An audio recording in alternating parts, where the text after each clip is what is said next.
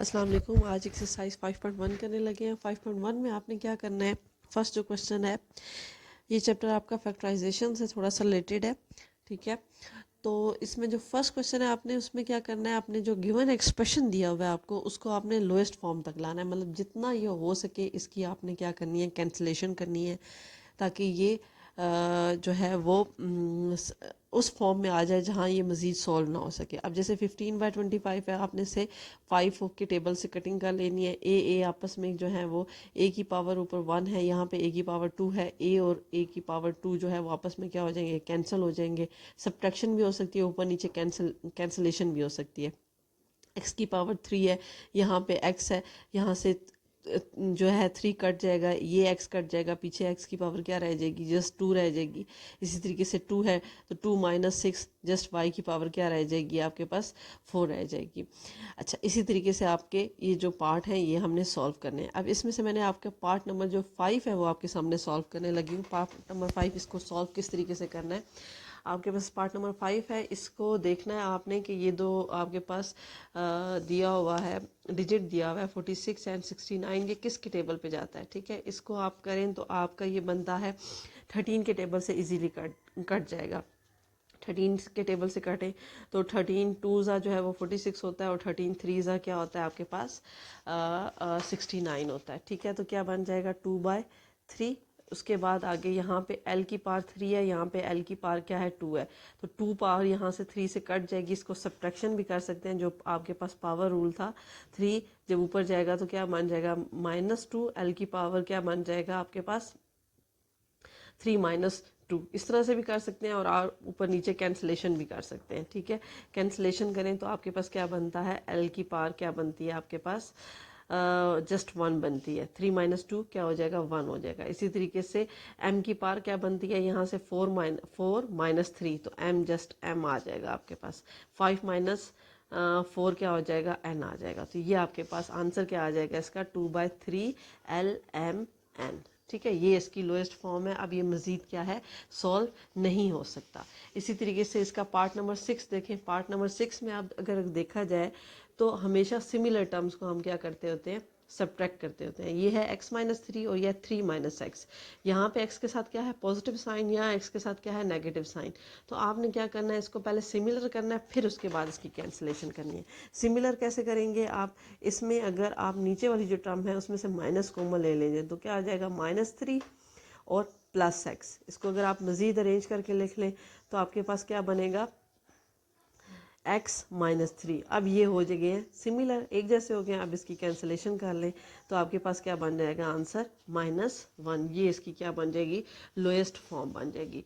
Same इसी तरीके से आपके पास जो नेक्स्ट पार्ट है उसको देख लेते हैं। अब इसमें ये जो है ये आपके पास क्या आ रहा है, फैक्टराइजेशन वाली टर्म आ रही है। आपने इसके ऊपर क्या कर लेना है, आपने इसके ऊपर फैक्टराइजेशन कर लेनी है। अगर आप ये देखें ये टर्म और ये टर्म, आपके पास ये कंप्लीट स्क्वायर दोनों बन रहा है, दरमियान में क्या आ रहा है माइनस आ रहा है। फैक्टराइजेशन के हिसाब से अगर इसके ऊपर रूल अप्लाई किया जाए तो ये ए और बी का होल स्क्वायर बन रहा है, ठीक है। ए स्क्वायर - बी स्क्वायर का यहाँ पे फार्मूला बन रहा है। वो फार्मूला अगर खोलें तो क्या बनता है आपके पास, एक दफ़ा प्लस में और एक दफ़ा माइनस में, ठीक है। तो जो प्लस वाली टर्म होगी वो क्या हो जाएगी, कैंसिल हो जाएगी, और जो माइनस वाली टर्म होगी वो क्या आपके पास रह जाएगी। ये आपके पास क्या आ जाएगा, इसका आंसर आ जाएगा। अब नेक्स्ट उसके बाद नेक्स्ट जो पार्ट है वो क्या है, r+3 r+4 r² - 16। अब ये और ये दोनों लीनियर फॉर्म में हैं, ठीक है। ये सॉल्व नहीं हो सकते, लेकिन जो डिनोमिनेटर में टर्म है वो सॉल्व हो सकती है। इसको हम अब कैसे सॉल्व करेंगे, आपके पास r+3 है, ठीक है, r+4 है, ठीक है। अब आप इसके ऊपर फार्मूला लगाओ तो क्या बनेगा, r का स्क्वायर -4 का स्क्वायर। आपके पास क्या बन जाएगा, r+3 और r+4, r+4 और r-4, एक दफ़ा प्लस में और एक दफ़ा माइनस में। अब जो प्लस की टर्म है वो कैंसिल हो जाएगी, पीछे क्या बचेगा r+3 और r-4। ये आपके पास क्या आ जाएगा, आपके पास आंसर आ जाएगा, ठीक है। ये आपके जो सारे पार्ट्स हैं ये हल हो जाएंगे।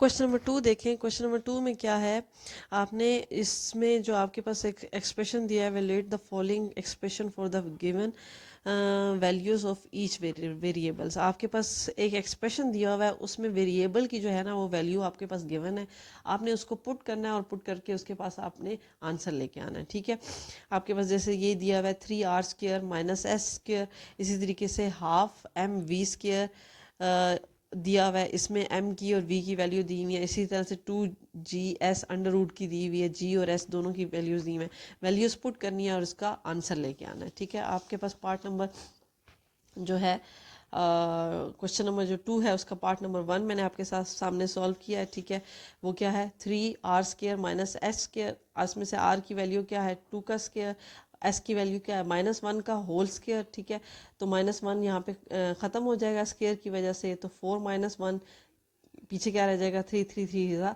9 हो जाएगा। इसी तरीके से इसका मैंने पार्ट नंबर 3 सॉल्व किया है। पार्ट नंबर 3 √2gs, इसमें से g की वैल्यू 32.2 14 144.9। ठीक है, इसको आपस में मल्टीप्लाई किया, मल्टीप्लाई करके हमारे पास ये आंसर आया, इसका अंडर रूट ले लिया तो हमारे पास 96.6 जो है वो आंसर आ गया। इसी तरीके से इसका जो पार्ट नंबर 4 दिया हुआ है वो ज़रा जो है वो फ्रैक्शन की फॉर्म में दिया हुआ है, उसमें हमारे पास x की वैल्यू भी गिवन है, y की वैल्यू भी गिवन है, z की वैल्यू भी गिवन है। ठीक है, वो वैल्यूज़ मैंने पुट की, तो ये क्या बन जाएगा -3/2 -3 प्लस -1/3। अब इसका एलसीएम ले लें, तो एलसीएम लें तो अगर 3 और 2 क्या बनता है, एलसीएम 6 बनता है, 6 का एलसीएम लें, 2 कितने ज़ा 6 होता है, 3 ज़ा 6 होता है, तो 3 ऊपर क्या है -3, 3 3 ज़ा 9, यहाँ पे नीचे क्या है 1 आपके पास, तो 1 6 ज़ा 6 होता है, 6 3 ज़ा 18 होता है। ठीक है, 3 2 ज़ा 6 होता है, 2 1 ज़ा 2 होता है। यहाँ पे ये एलसीएम ले लिया, एलसीएम लेके से सॉल्व किया, सॉल्व करके ये आपके पास क्या आ रहा है, इसका आंसर आ रहा है। इसी तरीके से इसमें जो 5th पार्ट दिया हुआ है, 5th पार्ट जो है वो आपके पास क्या दिया हुआ है, 0.1d का स्क्वायर प्लस 0.01d प्लस 1। ठीक है, अब d की वैल्यू आपने पुट करनी है, -0.2 का होल स्क्वायर दिया हुआ है -0.2, जहाँ पे स्क्वायर दिया हुआ है वहाँ स्क्वायर ले लिया, जहाँ स्क्वायर नहीं है वहाँ स्क्वायर नहीं लिया। ठीक है, स्क्वायर के साथ इसे सिंप्लीफाई किया, प्लस माइनस किया, और ये आपके पास क्या आ गया, इसका रिक्वायर्ड आंसर आ गया। अच्छा, अब आ जाते हैं इसके नेक्स्ट पार्ट्स की तरफ। अच्छा, अब इसमें जो आपके पास लास्ट पार्ट है इसका, वो मैंने सॉल्व नहीं किया, वो भी इसी तरह से था, उसमें जस्ट b की वैल्यू हाफ पुट करनी है आपने, क्यूब हाफ का क्यूब लेना है। ठीक है, फिर b का इधर हाफ का स्क्वायर लेना है, इधर हाफ एज इट इज़ है, इसको एलसीएम से, ये मिक्स फ्रैक्शन है, इस मिक्स फ्रैक्शन को सॉल्व करना है, इसे एलसीएम से हल कर लेना है। अगला जो क्वेश्चन नंबर 3 है वो क्या है, if nth triangle number is represented by Tn is equal to n plus 1 divided by 2, then find 100th triangle number. मतलब आपने n की जगह nth दी हुई है, n दिया हुआ है आपके पास, 100 आपने पुट करना है और उसको आगे क्या करना है, सॉल्व करना है। ठीक है, अच्छा ये आपके पास मैंने सॉल्व किया, ये देखें आपने क्या पुट करना है, जो वेरिएबल दिया, जो क्वेश्चन दिया हुआ था उसको लिखा, n की वैल्यू क्या पुट की हमने, 100 पुट की, 100 जहाँ जहाँ n है वहाँ पे हमने 100 पुट कर लिया, इसको सॉल्व किया, 100 प्लस 1 101 हो जाएगा, 101 को 100 से मल्टीप्लाई करें तो 100 आ जाता है, इसको 2 से डिवाइड किया तो 50 50 आपके पास Tnth जो है, Tnth क्या दिया हुआ था, T100। ठीक है, T100 की वैल्यू जो है वो आपके पास ये आ गई है। आगे आ जाते हैं क्वेश्चन नंबर 5 की तरफ। क्वेश्चन नंबर 5 में भी आपके पास जस्ट एक एक्सप्रेशन दिया हुआ है और साथ में जो वेरिएबल है उसकी वैल्यू दी हुई है।